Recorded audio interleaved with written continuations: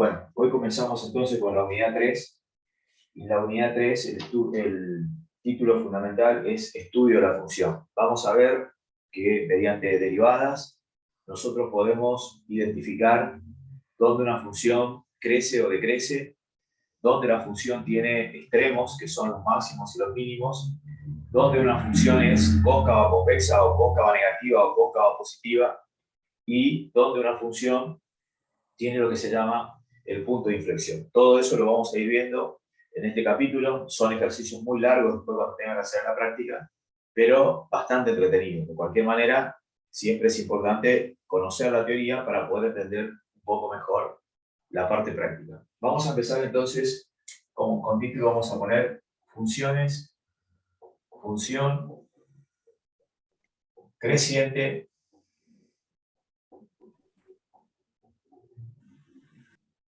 y decreciente.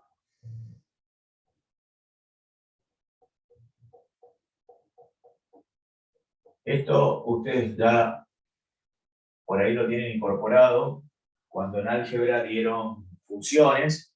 Entonces seguramente en alguna oportunidad algún profesor lo habrá explicado cuando una función era creciente y cuando una función era decreciente. Pero ahora vamos a ver que con el uso de derivadas yo puedo identificar si una función es creciente o decreciente. Entonces vamos primero con la definición. Vamos a empezar primero por una función creciente. Vamos a hacer después la demostración. Entonces, empezamos por la función creciente. Y la definición dice lo siguiente.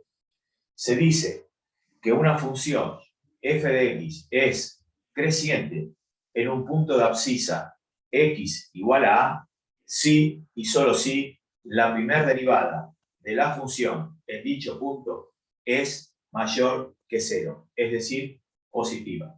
Repito la definición, se dice que una función f de x es creciente en un punto de abscisa x igual a si y solo si la primera derivada en dicho punto es mayor que 0, es decir, positiva. Muy bien, entonces escribimos eso. F de x es creciente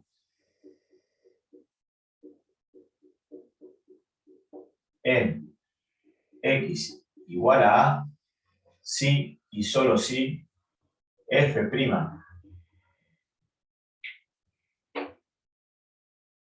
si y solo si f' de a es mayor que 0. Muy bien. Pero como la función crece durante un cierto intervalo, entonces tenemos que ampliar la definición. Y entonces vamos a decir lo siguiente, que una función f de x es creciente en un intervalo abierto a b si y solo si la primera derivada de la función en todos los puntos del intervalo es positiva, es decir, mayor que 0. Repito entonces, se dice que una función f de x es creciente en un intervalo abierto a b si y solo si la primera derivada es mayor que 0 en todos los puntos del intervalo. Entonces, podemos escribir lo siguiente, que f de x es creciente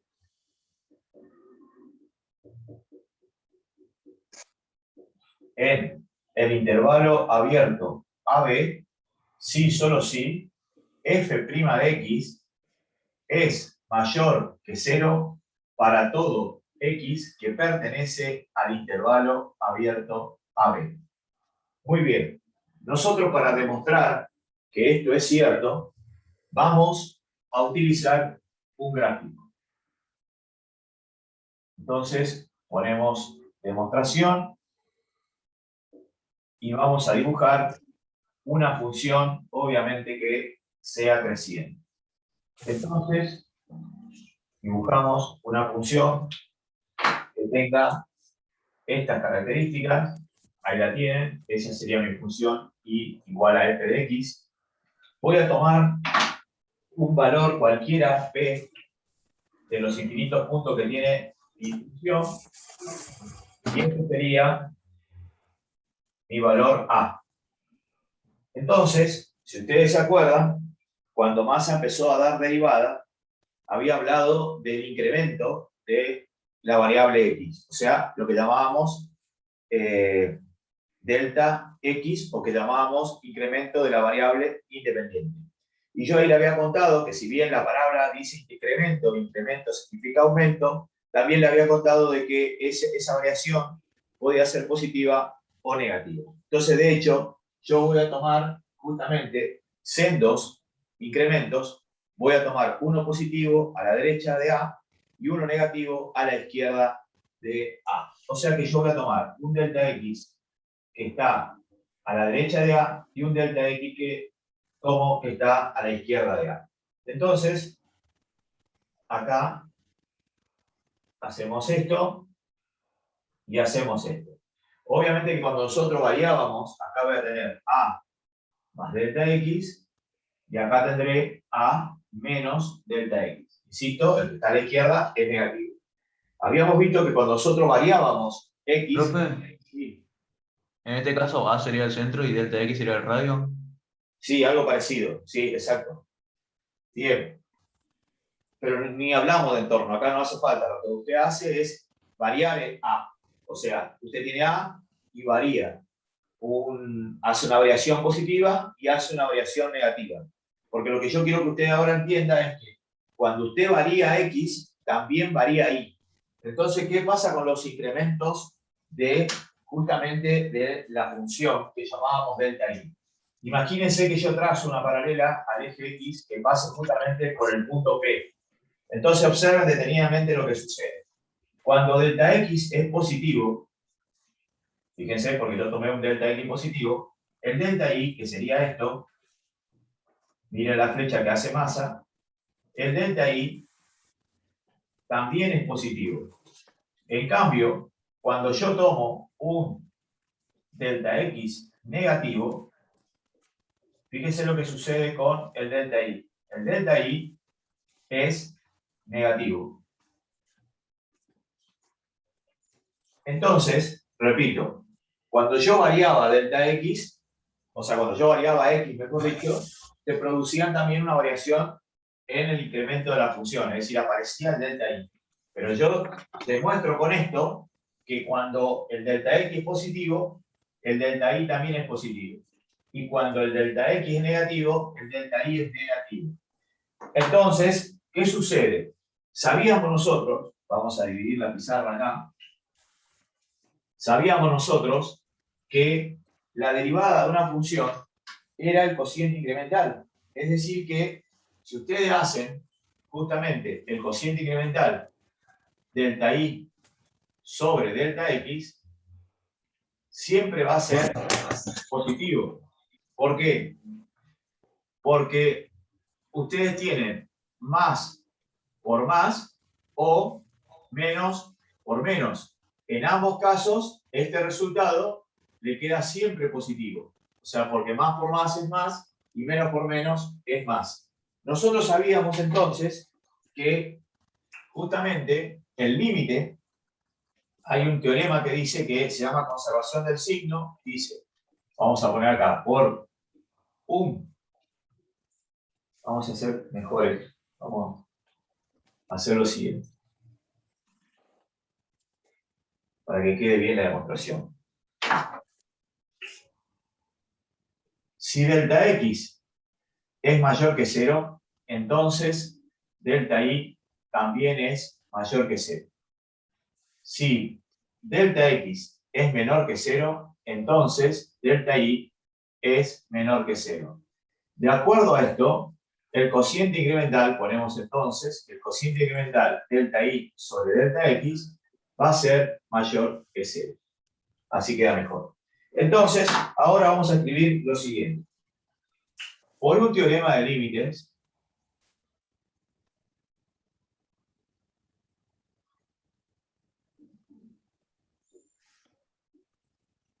que se llama conservación del signo,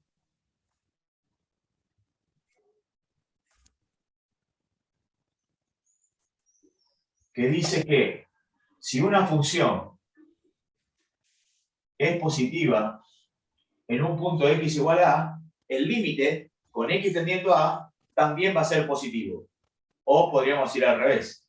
Si una función es negativa en un punto x igual a, también va a ser el límite con x tendiendo a, también va a ser negativo. Entonces, justamente, si yo aplicando ese teorema, digo lo siguiente.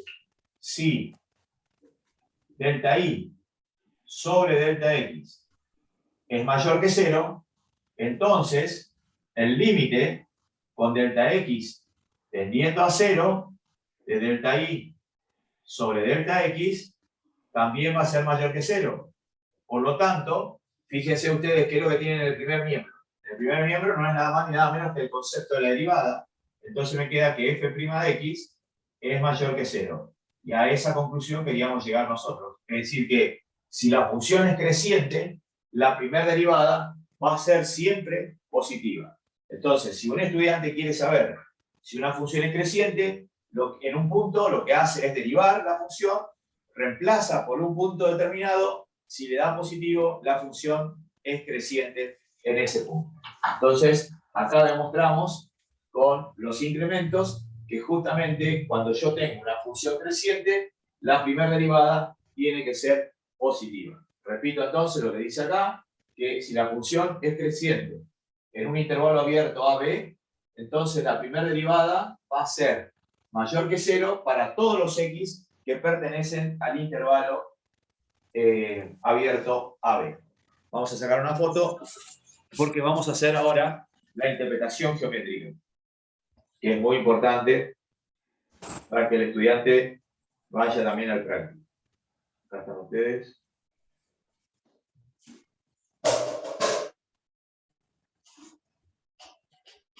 Capaz que me entre acá en este pedazo, así sacamos la foto completa. Vamos a dividir acá la pizarra. Y me parece que va a entrar acá. Bueno, entonces acá vamos a poner como título interpretación geométrica. Interpretación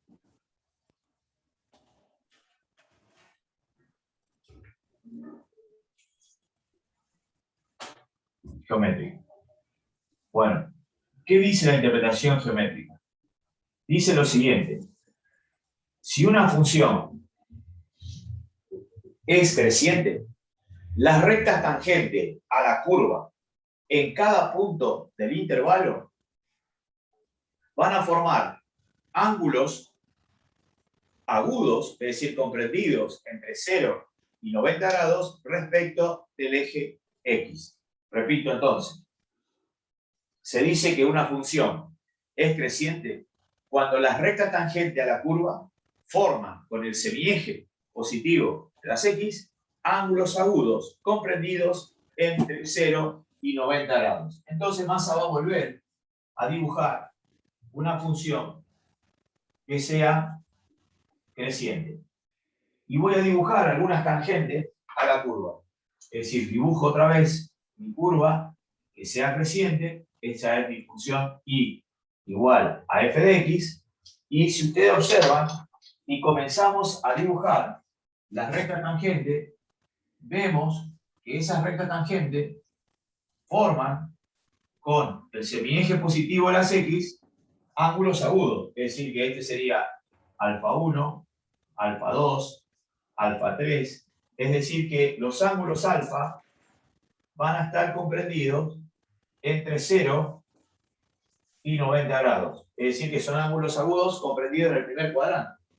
La tangente trigonométrica de todos esos ángulos, el estudiante tiene que saber que es mayor que 0, porque la tangente es positiva en el primer cuadrante.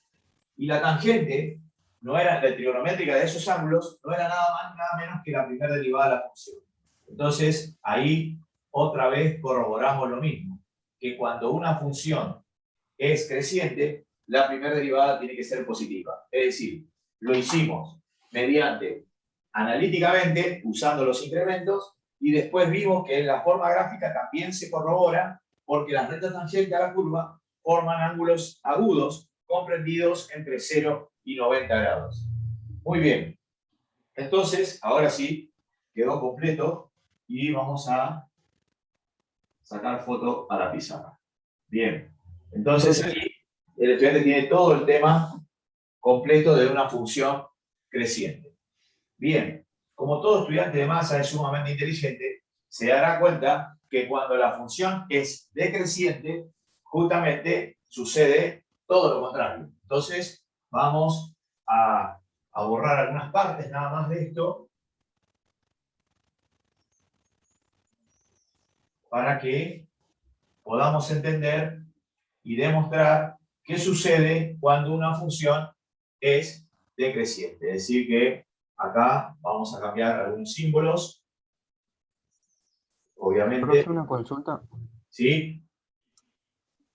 Usted dijo que por la conservación del signo, bueno, quedaba positivo, y en el caso de que sea negativo, o sea, También. la función pase a la y negativa, ¿cómo sería? ¿O no tiene nada que ver con la función? ¿Sí? El teorema de la ¿Me podría conservación del mostrar? signo, el tema de la conservación del signo dice que si vos tenés una función que sabés que es positiva, en un punto, va a existir un entorno reducido donde el límite también es positivo.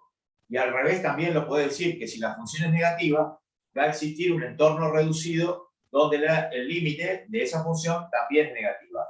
Lo que vos no podés decir nada, Lautaro, es cuando te da cero. Ahí sí, cuando el límite o la función vale cero, vos no podés decir nada qué es lo que pasa a la izquierda y a la derecha.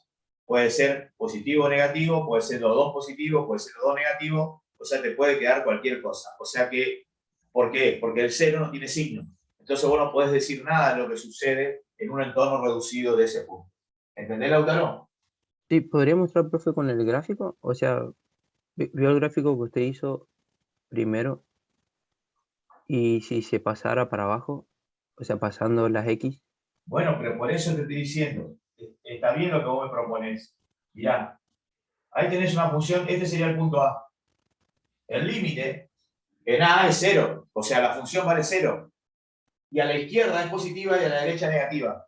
Ahí no Sí, no, puedo pero si, conservar el signo, ¿me entendés o no? no, si tomáramos la parte de abajo nada más, o sea, todo lo No, negativo. es que no. Vos tenés que tomar, por eso cuando vos definís límite, vos tenés que el entorno reducido, o sea, a la izquierda y a la derecha, tienen que entender a ambos al mismo punto, ¿me entendés o no?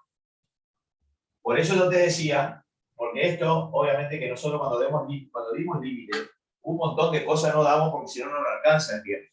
Por ejemplo, yo en ingeniería, como es la misma materia, pero es anual, yo ahí le explico y le demuestro todo. Porque si vos tenés una función como esta, por ejemplo, esta función, y acá vos tenés tu punto A, y bueno, entonces vos tenés, en A es positiva, a la izquierda es positiva y a la derecha es positiva, ¿me entendés o no?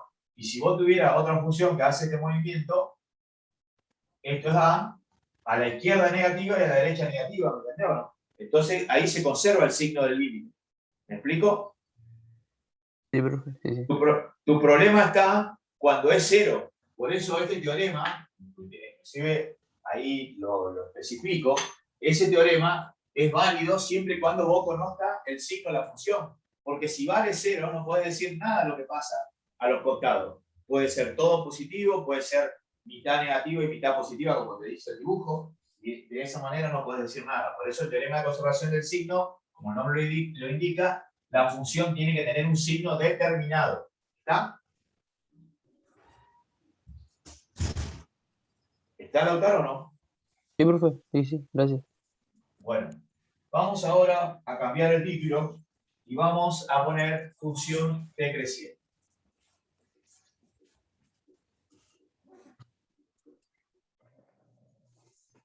Entonces, primero vamos a definir y decimos lo siguiente.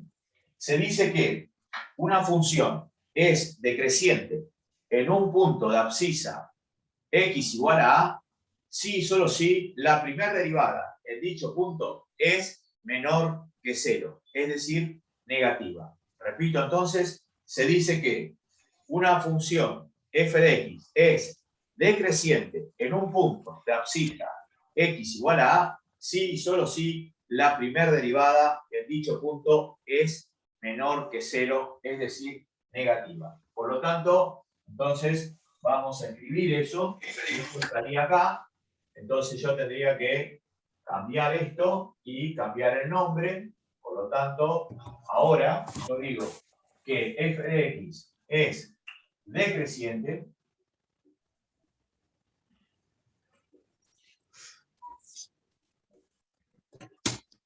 en x igual a a, si y solo si la primera derivada en el punto A es menor que 0. Perfecto. Pero como nosotros queremos saber si una función es creciente o decreciente en un intervalo, ampliamos la definición y la decimos así. Se dice que una función f de x es decreciente en un intervalo abierto AB si y solo si la primera derivada de la función en todos los puntos del intervalo es menor que 0, es decir, negativa. Repito, entonces, se dice que una función f de x es decreciente en un intervalo abierto AB si y solo si la primera derivada en todos los puntos del intervalo es menor que 0, es decir, negativa. Entonces, acá tenemos la forma simbólica, f de x es decreciente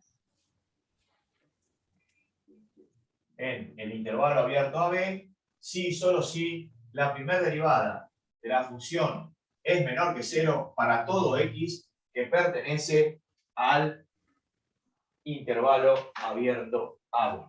Bien, entonces ahora vamos a la demostración y vamos a hacer un dibujo similar al que hicimos anteriormente, pero yo ahora voy a dibujar una función que sea decreciente.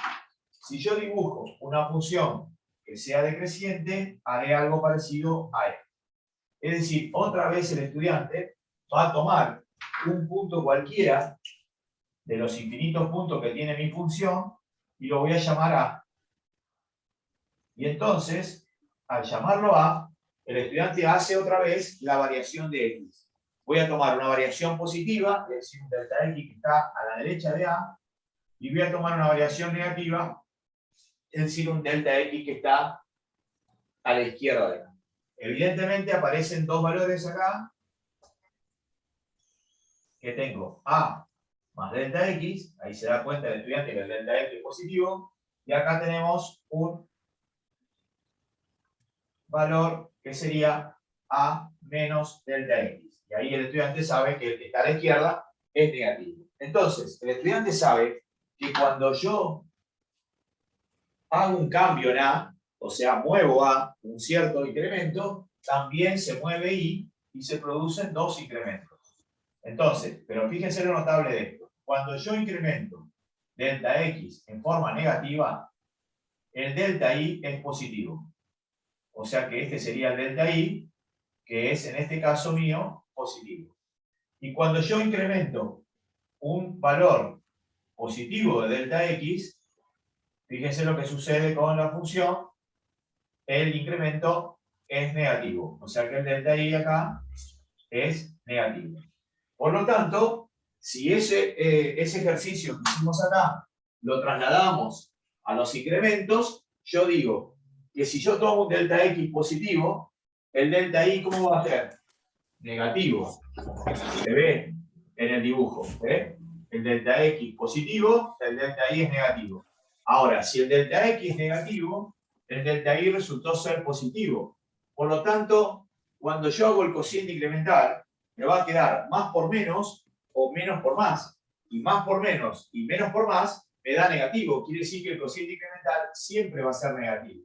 Y ahora otra vez, por el teorema de la conservación del signo, yo voy a decir que si delta I sobre delta X es negativo, entonces el límite con delta X tendiendo a 0 de delta I sobre delta X será también menor que 0. Por lo tanto, como en el primer miembro de la desigualdad yo tengo la primera derivada, llegamos a la conclusión de que la primera derivada es menor que 0. O sea que corroboramos lo que dijimos en la definición, que para que una función sea decreciente, la primera derivada tiene que ser negativa. ¿Cómo anduvimos ahí? ¿Alguna pregunta? Bien. Entonces ahora Fíjense lo que sucede en forma gráfica. Voy a volver a dibujar una función que sea decreciente. Acá tenemos nuestra función y igual a f de x. Y el estudiante comienza a dibujar las tangentes a la curva. Y miren lo que sucede. Sucede que los ángulos que mi tangente forma con el semieje positivo de las x, alfa 1, alfa 2, alfa 3, ¿cómo son? Son obtusos, es decir, comprendidos entre 90 y 180 grados, es decir, que pertenecen al segundo cuadrante.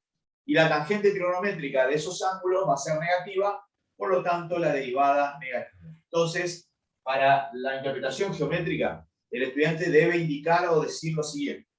Si una función f de x es decreciente, las rectas tangentes en ese intervalo van a formar con el semieje positivo de las x ángulos obtusos, comprendidos entre 90 y 180 grados. Por lo tanto, la tangente trigonométrica de dichos ángulos será negativa y como consecuencia la primera derivada también negativa. Y eso es lo que vamos a escribir acá y ponemos que nuestros alfa están comprendidos entre 90 grados y 180 grados. Es decir, que pertenecen al segundo cuadrante. La tangente trigonométrica de esos ángulos va a ser siempre negativa. Y como consecuencia o por definición, la derivada también.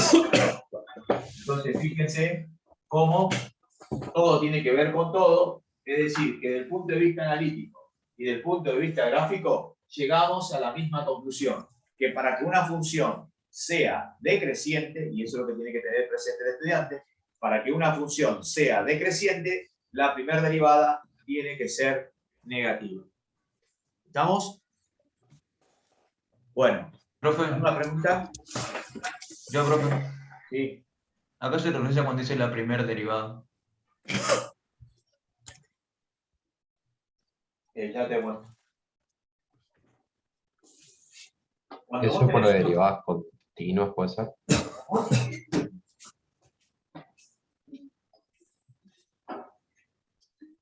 ¿Quién preguntó? Yo, Juan Martín. Escuchá, Juan, cuando vos tenés una función y la derivás, esa derivada que obtenés es la primera derivada. Por eso se llama f'. Prima en italiano quiere decir primera. ¿Me entendés o no? Bueno. Sí, profe, gracias. Bueno. Fíjense lo que vamos a hacer, algo muy fácil. Voy a borrar para que Juan y el resto seguramente de los estudiantes les pase exactamente lo mismo.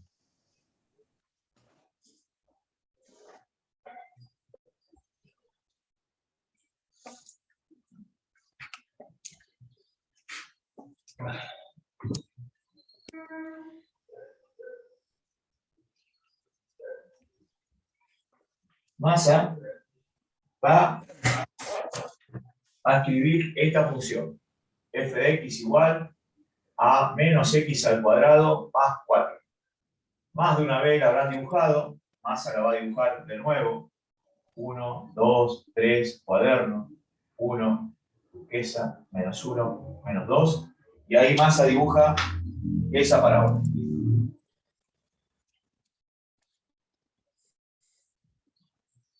Ahí dibujó la parábola. Bueno, fíjense. Acá la función crece, ¿no es cierto? Y acá decrece. Entonces, si vos querés saber dónde la función crece o decrece, ¿qué vas a hacer? La primera derivada. Entonces vos derivás esta función. No sé si ya están derivando en la práctica. Esto me quedó menos 2x. ¿Me seguís? Juan. Sí, profe. Bueno, este es el menos 2. Si yo quiero saber si la función crece en menos 2, reemplazo la x por menos 2. ¿Y qué te da si reemplazas la x por menos 2 en la primera derivada? Menos 4. ¿Cuánto? Menos 4. No. No sabes multiplicar, Juan. Menos 2. Por menos 2, ¿cuánto te da? Ah, es que me estaba tapando el ojo, por eso no veía si era 2 menos 2. Es 4. Es 4. ¿Es positiva o negativa? Positiva. Entonces crece. Ahora, si yo le doy 2, acá, ahí me queda menos 4. Y menos 4 es negativa, entonces la función decrece. ¿Te das cuenta o no? Sí, pero Y ahí tenemos que en el dibujo se ve clarito que la función crece en el menos 2 y decrece en el 2. Pero yo sin necesidad de hacer el dibujo, mediante derivadas, ya lo pude determinar. ¿Está claro? Entonces, pasamos por, y recapitulamos, decimos que una función es creciente cuando la primera derivada es positiva y decimos que una función es decreciente cuando la primera derivada es negativa. Con eso el estudiante es lo que se tiene que quedar. Bueno, ahora vamos a pasar a lo que llamamos puntos críticos.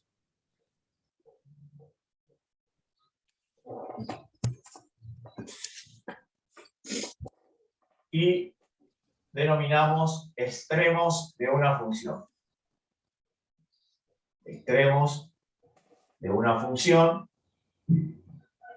Y esos extremos los denominamos máximos y mínimos. O sea que vamos a ver ahora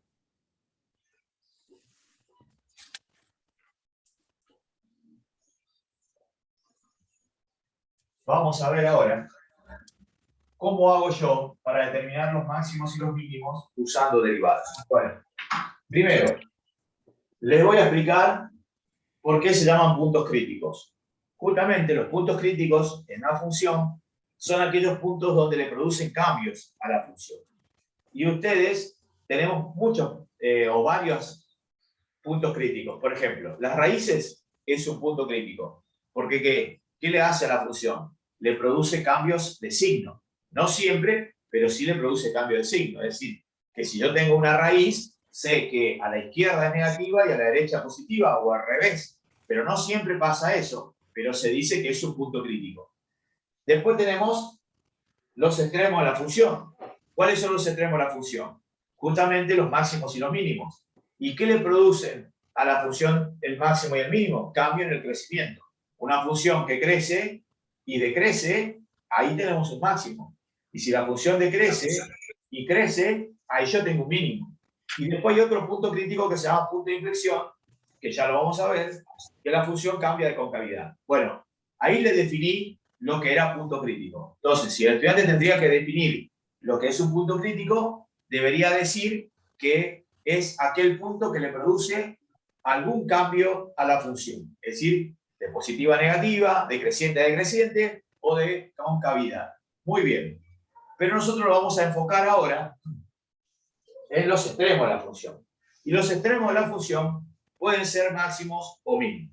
Nosotros tenemos dos tipos de máximos y dos tipos de mínimos. Y lo vamos a definir, porque el estudiante necesita saber quién es quién y cómo hago para determinarlo. Tenemos los máximos absolutos y los máximos relativos. Los mínimos absolutos y los mínimos relativos. Entonces, vamos a empezar primero por el máximo absoluto.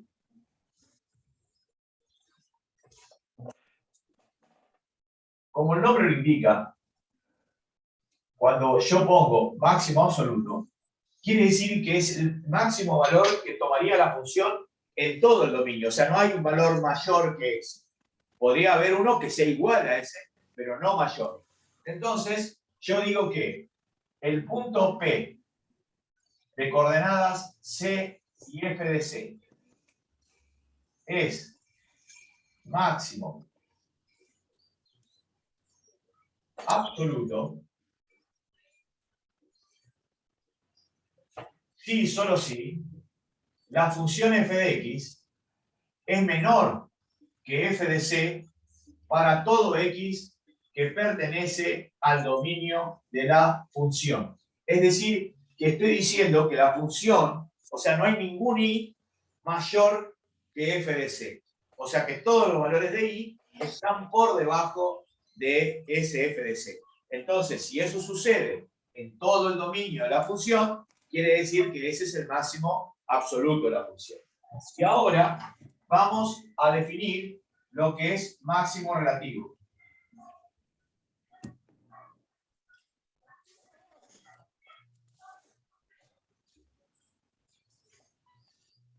El máximo relativo, tenemos que el punto P de coordenadas C y F de C es un máximo relativo si y solo si f de x es menor que f de c, hasta ahí es lo mismo, pero para todo x que pertenece al entorno reducido de centro C. Es decir que no es en todo el dominio, solamente dentro de un entorno, ahí yo tengo un máximo.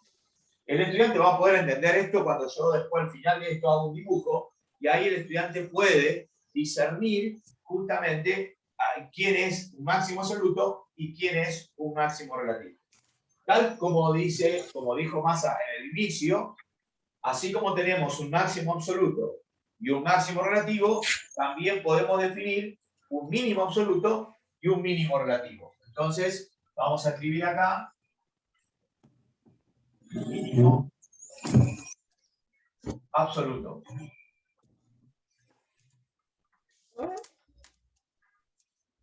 Entonces, yo digo que el punto P de coordenadas C y F de C es mínimo absoluto si y solo si f de x ahora es mayor que f de c para todo x que pertenece al dominio de la función. Es decir, que no hay ningún valor menor que ese.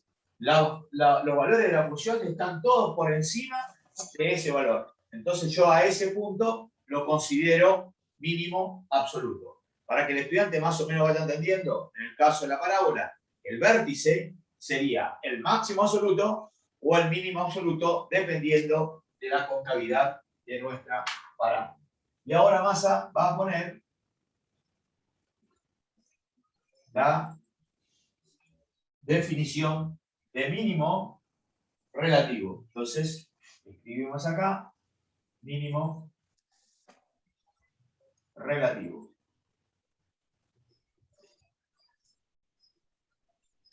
Y entonces, yo voy a decir que el punto P de coordenadas C y F de C es mínimo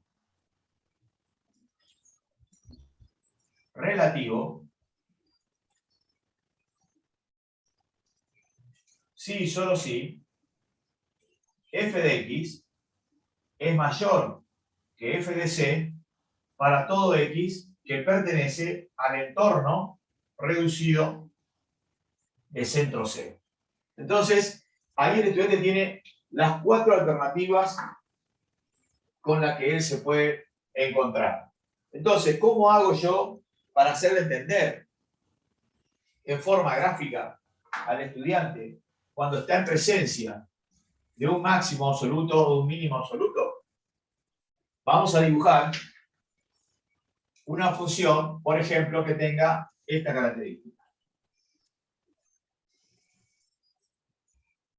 Fíjense, vamos a dibujar una función que haga este movimiento.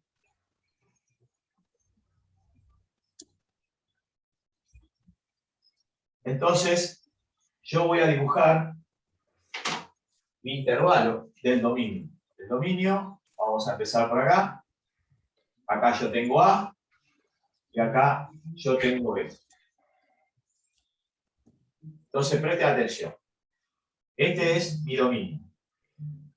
Vamos a ponerlo un poco más abajo. Entonces, dominio. mi intervalo cerrado AB. Muy bien.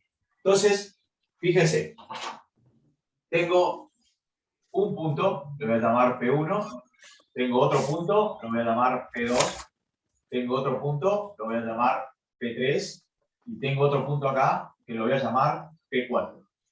Entonces, esos esos 4 puntos tienen una cierta característica que justamente vamos a dar la característica.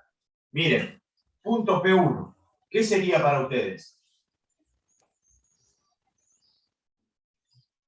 El máximo absoluto. Máximo absoluto. Muy bien, no hay ningún valor mayor que ese. Entonces ustedes tienen que P1, muy bien contestado, es máximo absoluto. ¿Qué es P3?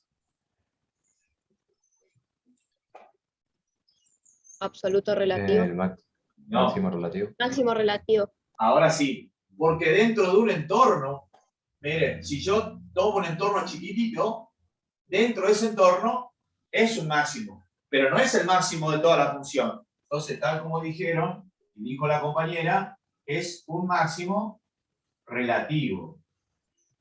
Máximo relativo, muy bien. ¿Qué sucede con P2?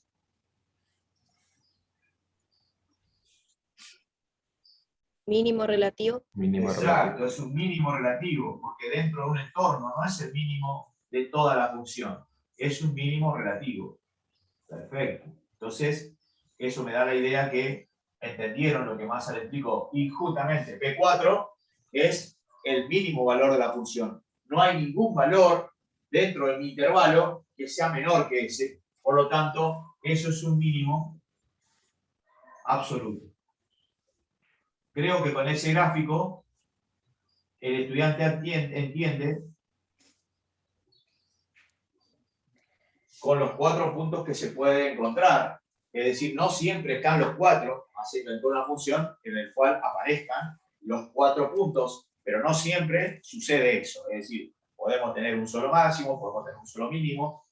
En realidad, en la práctica no le piden ni le exigen que diga si es relativo o absoluto. Solamente le piden que si es máximo o si es mínimo, nada más. O sea que, pero sí es necesario dar esto. ¿Por qué? Porque en el caso de, por ejemplo, esto se da mucho en economía, trabajando con el costo y trabajando con el ingreso. En el ingreso, a mí lo que me interesa es saber dónde está el máximo, porque yo quiero saber el máximo ingreso, y en el caso de los costos me interesa saber dónde está el mínimo, entonces tengo que buscar el mínimo costo de mi función. ¿Está? Pero bien, parece ser que lo han entendido esto. Obviamente, como siempre digo, para aprender hay que estudiar, pero porque hay una gran diferencia entre entender y aprender. ¿Está? Bueno, ahí tenemos nosotros cómo definimos o las distintas variantes que yo puedo tener de máximos y las distintas variantes que yo puedo tener de mínimos. Pero ahora vamos a ver cómo lo encontramos nosotros a los máximos y a los mínimos. Entonces, lo que vamos a hacer es dar 2 condiciones. Una es una condición necesaria y otra condición es necesaria y suficiente. Y son muy importantes que el estudiante la tenga clara porque a partir de ahí, todos los temas que van a venir después, mencionamos estas condiciones. Entonces, vamos a poner como título condición necesaria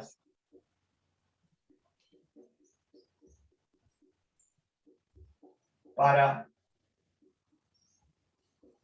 la existencia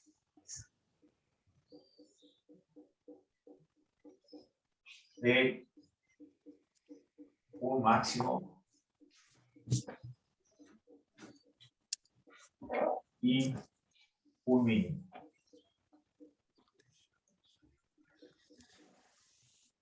Bien. Este es un tema importantísimo. Entonces, vamos a enunciarlo y después lo voy a escribir. Se dice que una función presenta un máximo o un mínimo.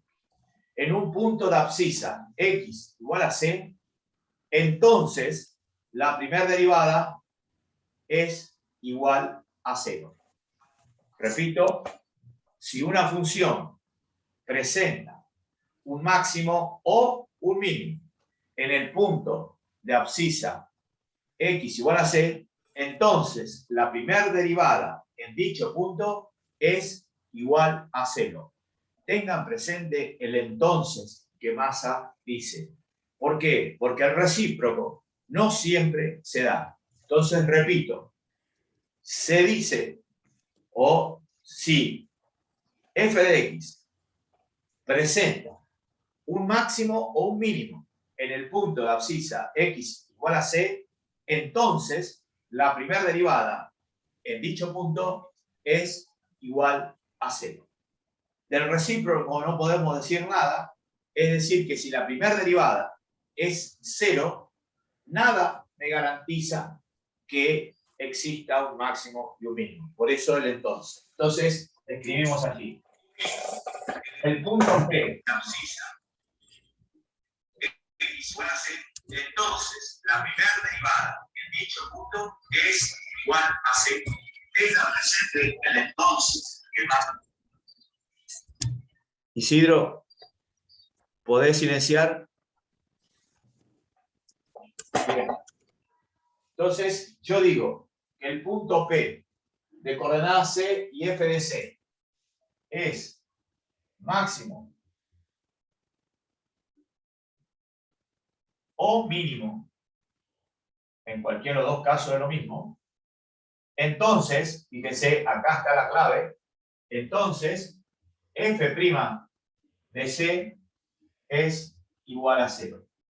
Repito, el punto P de coordenadas C y F de C es máximo o mínimo, entonces la primera derivada es igual a 0. La condición solamente es necesaria, justamente por eso está el entonces, porque el recíproco no siempre se da. Es decir, que yo puedo tener que la primera derivada sea 0 y no estar en presencia de un máximo ni de un mínimo.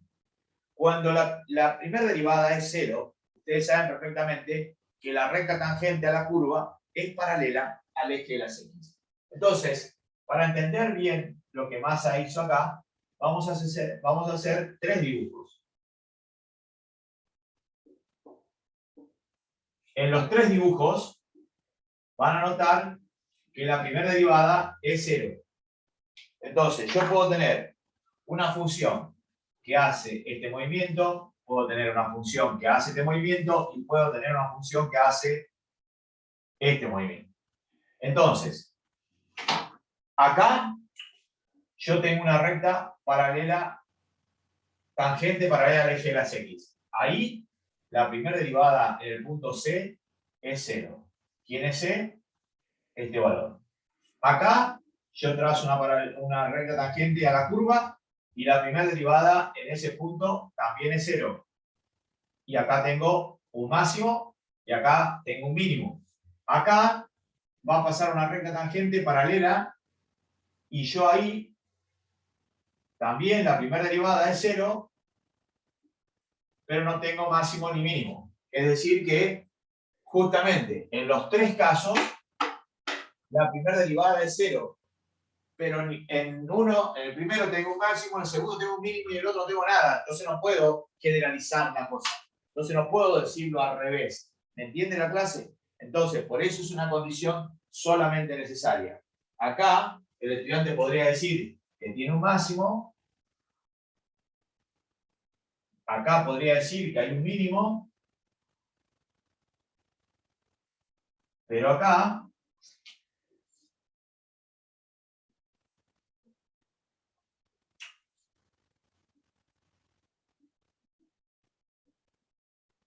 no hay nada. Ni máximo, ni mínimo. ¿Estamos?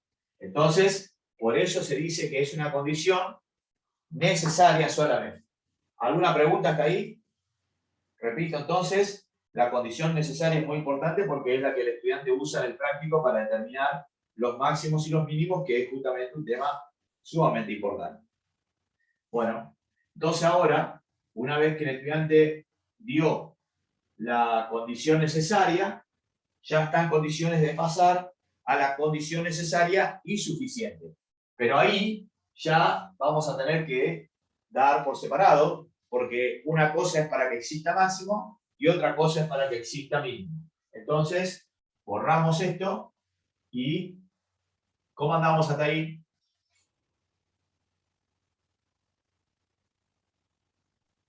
Bien, profe. Bueno, entonces ahora vamos a poner como título condición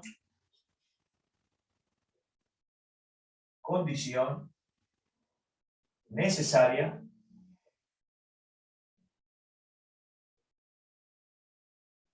y suficiente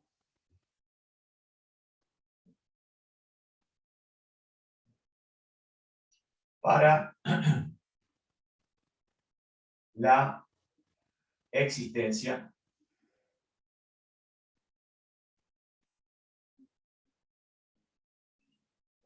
de máximo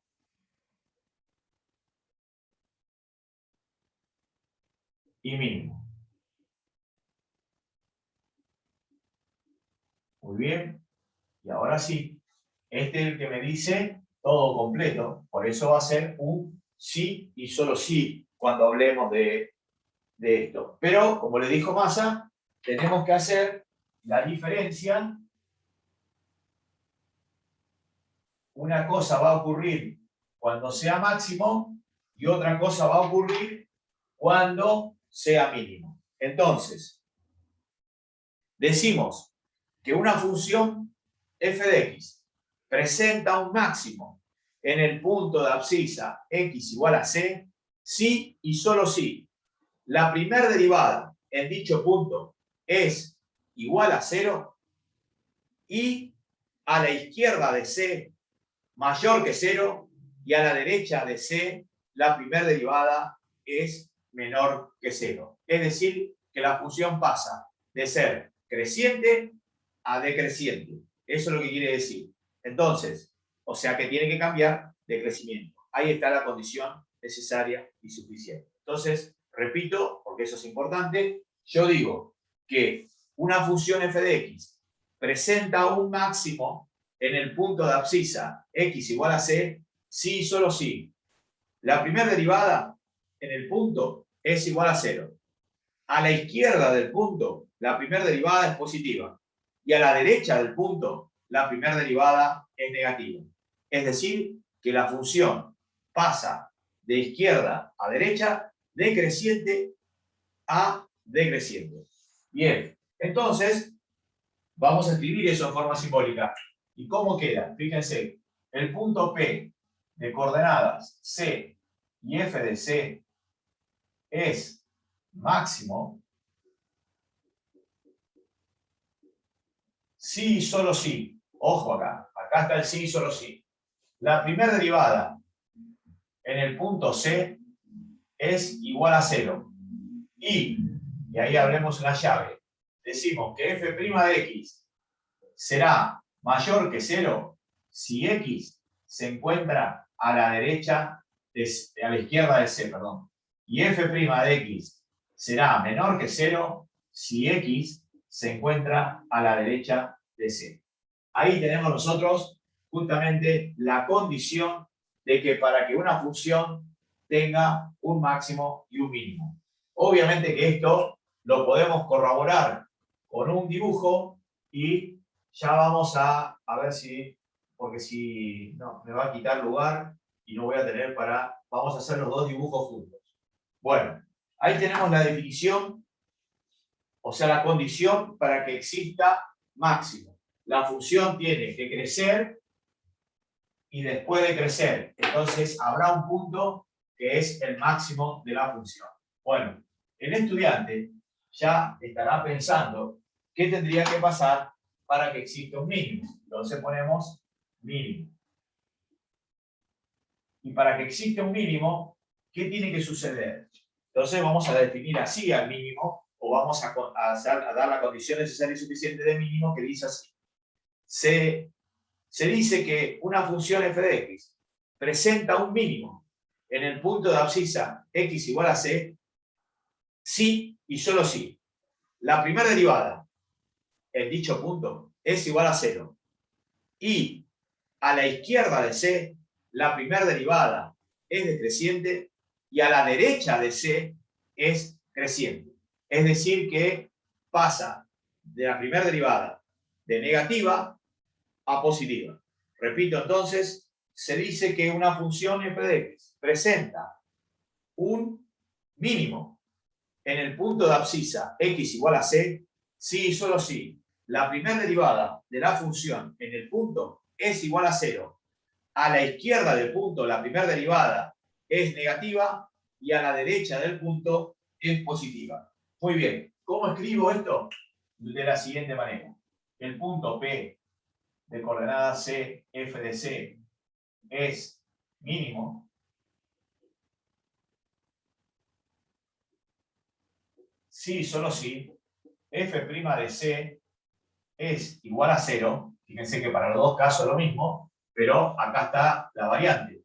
Es decir, que f' de x es menor que 0 si x se encuentra a la izquierda de C. Y f' de x es mayor que 0 si x se encuentra a la derecha de C. Ahí tiene el estudiante las dos condiciones necesarias y suficientes para la existencia de un máximo y de un mínimo. Entonces, vamos a hacer sendos dibujos, es decir, para el caso de máximo y para el caso de mínimo. Entonces vamos a dibujar acá para el caso de que el estudiante tuviera un máximo. En el caso que el loco tuviera un máximo, entonces vamos a dibujar justamente una función que tiene un máximo. Entonces, si la función tiene un máximo, hace este movimiento. Fíjense entonces, acá yo tendría el máximo. Fíjense que la recta tangente a la curva es paralela al eje de las x, o sea que yo digo acá que f' de c es igual a 0, pero miren lo que sucede a la izquierda. Acá la tangente forma un ángulo agudo, y acá la tangente forma un ángulo obtuso. Entonces, si este es mi valor c, y estos son los valores de x, o sea, un valor que yo tomo a la izquierda, y un valor que yo tomo a la derecha, acá f' de x, como es creciente, dijimos que era mayor que 0, y como acá es decreciente, f' de x será menor que 0. Es decir, que la primera derivada tiene que cambiar de signo si estoy en presencia de un máximo o de un mínimo. Si pasa de positiva a negativa, es máximo. Si pasa de negativa a positiva, será mínimo. Entonces, justamente, eso es lo que vamos a hacer acá. Y ahora vamos a dibujar una función que tenga un mínimo. Entonces, ponemos acá mínimo. Y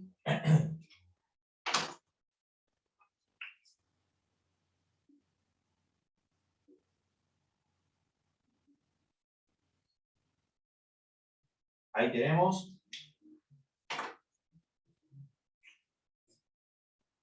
Entonces, dibujamos una función igual a f de x que tenga un mínimo. ¿Dónde va a estar el mínimo? Donde la recta tangente sea paralela al eje de las x. Entonces el loco dibuja por acá una recta paralela al eje de las x. Ahí lo tiene.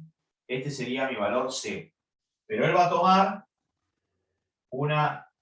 un punto a la izquierda y un punto a la derecha, y va a ver el estudiante que las rectas tangentes son, fíjense lo que pasa, acá forma un ángulo obtuso a la izquierda, y acá un ángulo agudo, o sea que acá la primera derivada en el punto C obligatoriamente tiene que ser 0, pero acá la primera derivada va a ser positiva porque crece, y acá la primera derivada va a ser negativa porque decrece. Fíjense que tiene que ver con esto que está acá. Y ahí está entonces completo toda la condición necesaria y suficiente porque yo tengo la forma analítica y la interpretación geométrica. Siempre acá, inclusive cuando rindan la teoría, tienen que interpretar geométricamente. Acá todo tiene un gráfico, por eso es importante interpretar los gráficos. ¿Alguna pregunta hasta ahí?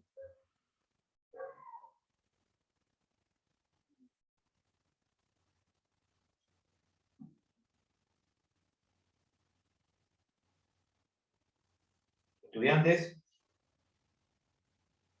No, profe. No, profe. Bueno. Y ahora sí,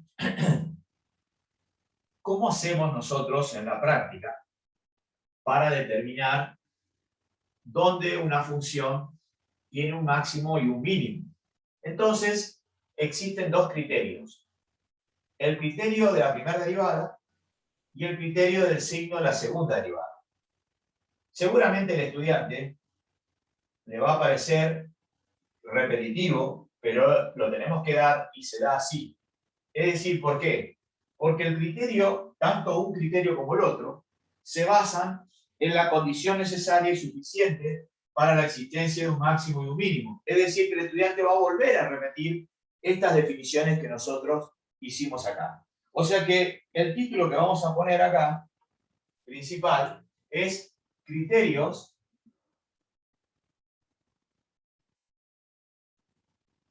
para determinar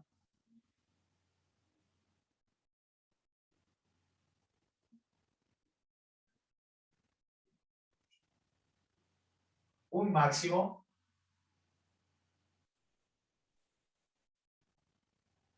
y un mínimo.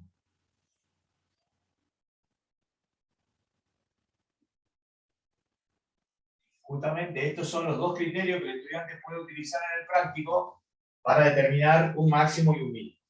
Entonces, como hay dos criterios, el primer criterio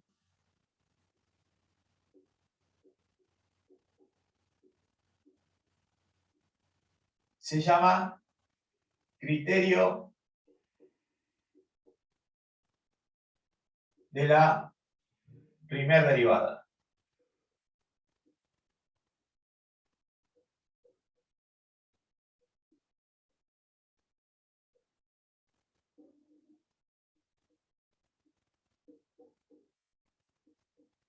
Bien, para que el estudiante lo entienda, el criterio de la primera derivada se basa fundamentalmente, o sea, que prácticamente lo mismo, que la condición necesaria y suficiente para la existencia de un máximo y de un mínimo. Es decir, que yo voy a volver prácticamente a copiar lo mismo.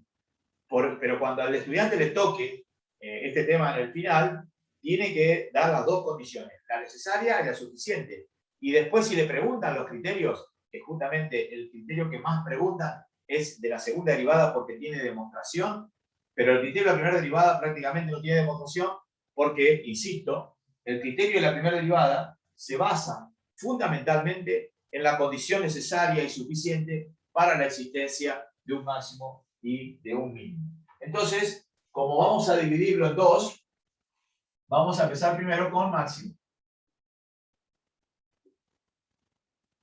Entonces, ¿qué dice?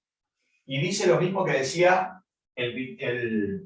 la condición necesaria y suficiente. Decíamos que el punto P de coordenada C y F de C es máximo si y solo si la primera derivada en ese punto es igual a 0 y la primera derivada de x es mayor que 0 si x está a la izquierda de C y f' de x es negativa si x se encuentra a la derecha de C. Si ustedes observan la foto anterior, escribí exactamente lo mismo, pero no tenemos otra alternativa porque justamente dice eso. Entonces, ¿qué hacemos con esto?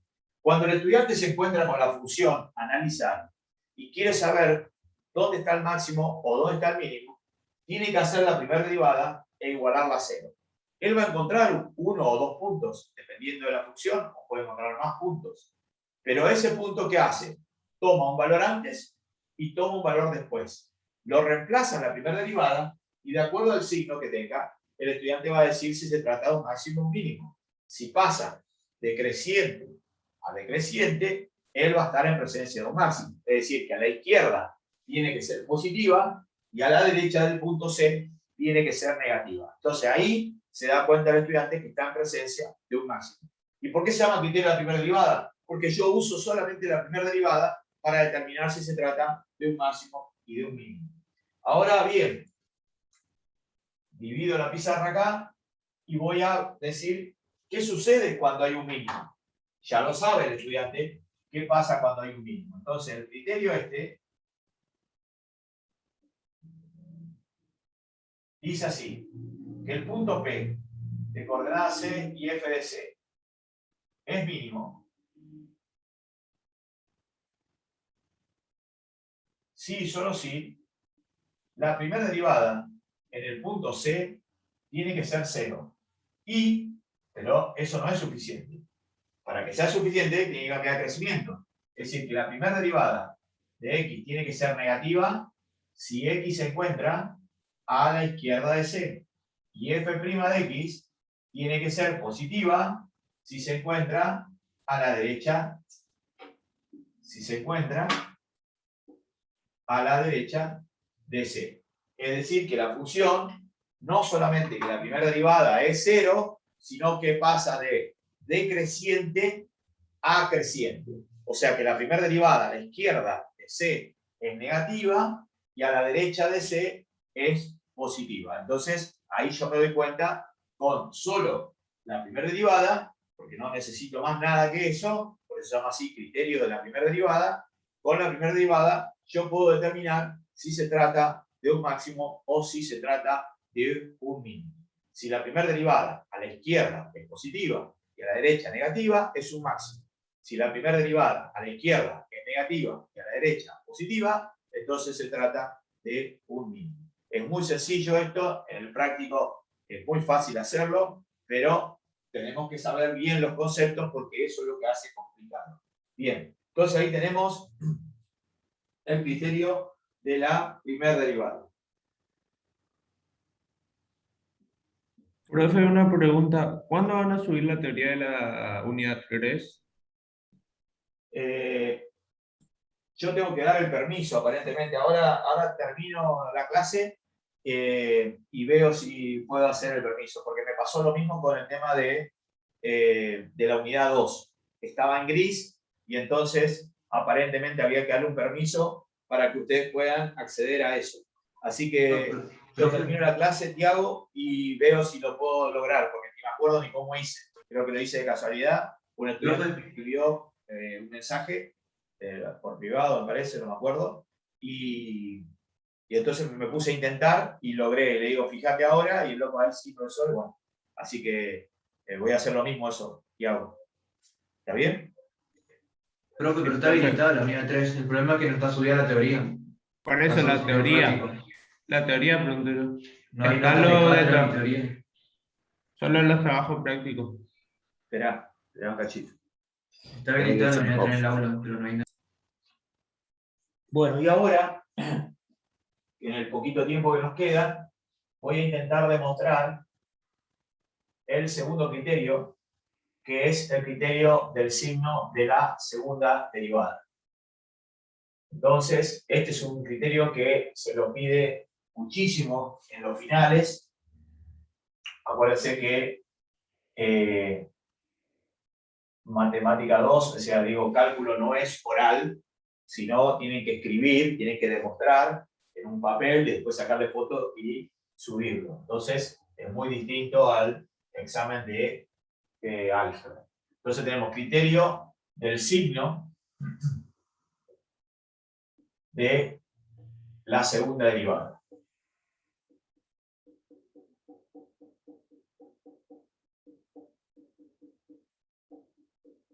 Bien.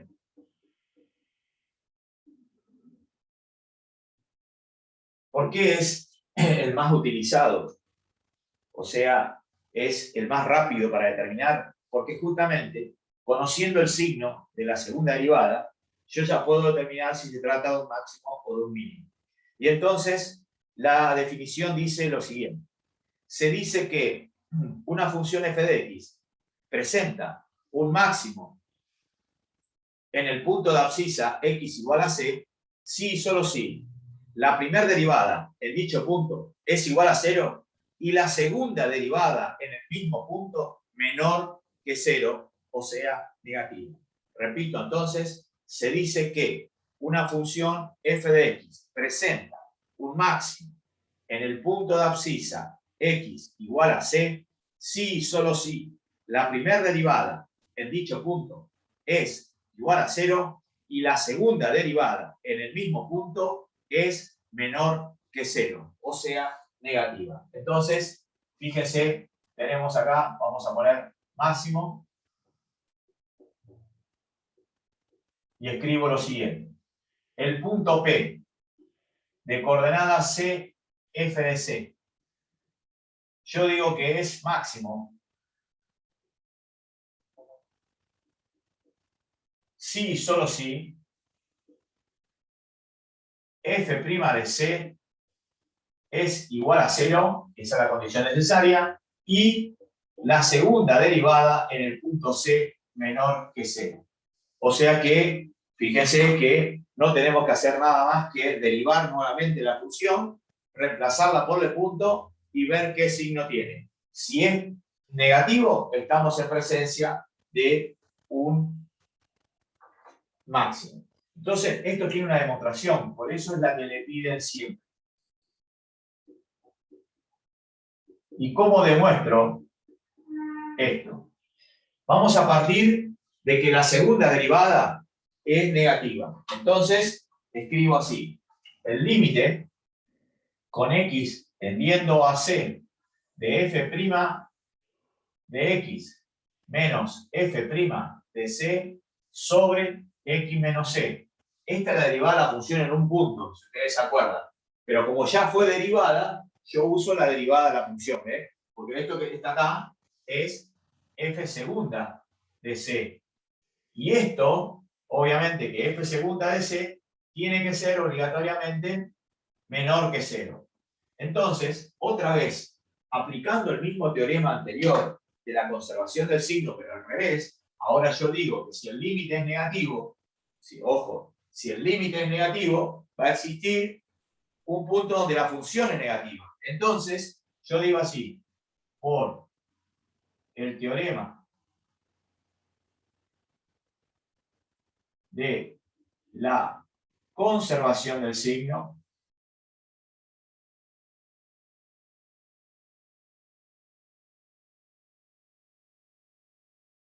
decimos que si todo esto, el límite de esto, o sea que, vamos a escribirlo, el límite con x tendiendo a c de f' de x menos f' de c sobre x menos c es menor que 0, entonces existe un entorno reducido de centro C tal que mi función, o sea, f' de x menos f' de c sobre x menos c es menor que 0. Muy bien. Como f' de c es igual a 0, acá está, entonces te queda solamente este cociente. Te queda f' de x en el numerador sobre x menos c en el denominador. Entonces le pregunto a la clase, para que este cociente sea negativo, tiene que tener signos diferentes. Es decir, que más, o sea, positivo y negativo. Entonces, yo digo que f' de x es positivo si x menos c es negativo. Y f' de x es negativo si, perdón, no es si, sino entonces acá. Entonces, y entonces. f' de x es positivo, entonces x menos c es negativo. Si f' de x es negativo, entonces x menos c es positivo. Y fíjense lo que descubren acá. Vuelvo a escribir lo mismo que está acá y digo, f' de x es mayor que 0, entonces x, despejando, traigo c para acá, está a la izquierda de c. Y f' de x es menor que 0, entonces x está a la derecha de c, porque traigo c para acá. Y entonces esta es la condición necesaria y suficiente para que exista máximo. Entonces ahí queda demostrado. Entonces escribo acá con color y digo, condición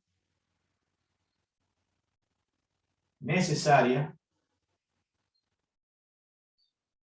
y suficiente para la existencia de máximo. Y ahí quedó demostrado que justamente si la segunda derivada es negativa, yo estoy en presencia de un máximo. Bien, le sacamos fotos y le cuento a los estudiantes que yo quiero, de última vez me lo mandan, yo quiero que me hagan la misma demostración para mínimo. Entonces, ¿dónde cambia esto? Entonces yo lo único que voy a hacer es definir nada más qué sucede cuando yo estoy en presencia de un mínimo. Entonces voy a poner acá mínimo.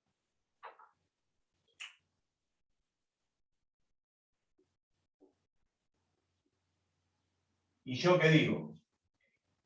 Si una función f de x presenta un mínimo en el punto de abscisa x igual a c, sí y solo sí.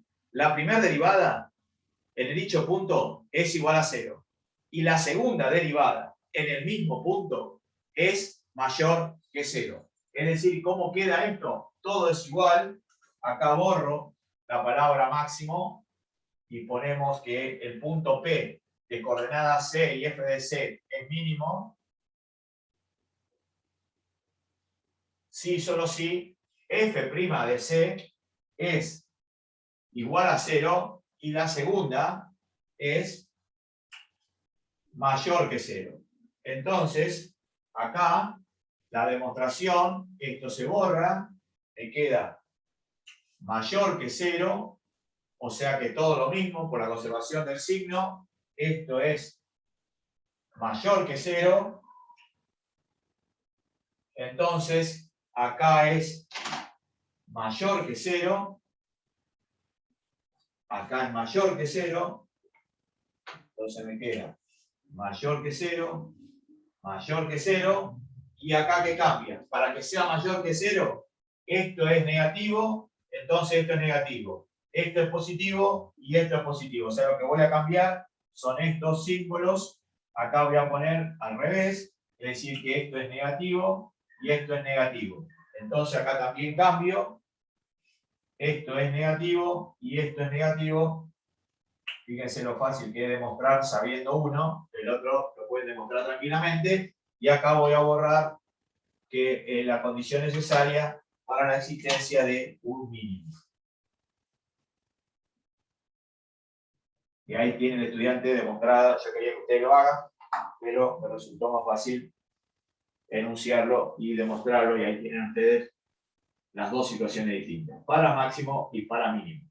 Acuérdense que en la teoría le piden una sola nomás, que enuncien la otra. Es decir, que cambia la otra situación. O sea, piden que demuestre, por ejemplo, para máximo y después que enuncie para mínimo, o al revés, pueden demostrar para mínimo y enunciar para máximo. Bien, ha sido una... Entonces, profe, ponemos que cambia el signo nomás. ¿A dónde? Cuando nos pide demostrar una